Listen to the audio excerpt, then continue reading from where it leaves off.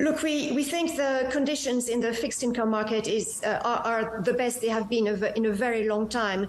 Not only in the US, but in other countries, yields are historic highs, and most central banks are at or close to the end of their hiking cycles. So that gives investors an opportunity to perhaps lock in these high yields. And so we are more positive on the rates part of fixed income. We're a bit more cautious on credit.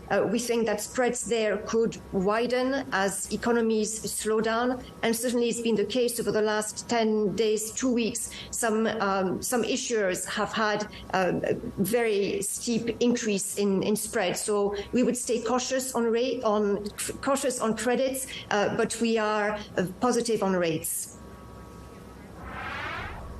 And from a longer-term perspective, if cuts are coming from central banks like the Fed, what does that mean for equity position? Are you a little bit more optimistic about the trajectory from here? So, look, it's a bit complicated in equities. We think that returns clearly will depend on whether the U.S. economy succumbs to a recession over the next 12 months, or whether it averts it despite very high interest rates and tighter lending conditions.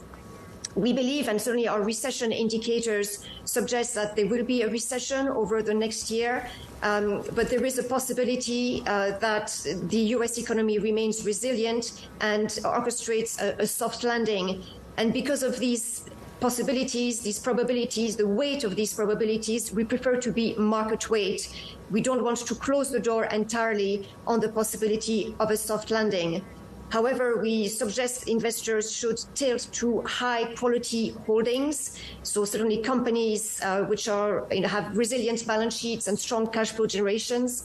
And we don't think it's the time to take very strong bets. So we have a few bets, certainly overweight. Japan has been a theme for us for the last 12 months, particularly financials and the consumer sector. And then we are starting to look at sectors which have derated with the intention over the next few months to perhaps build positions. So for instance, the healthcare sector derated very strongly, and also the semiconductor sector. These are two sectors which did really well during COVID.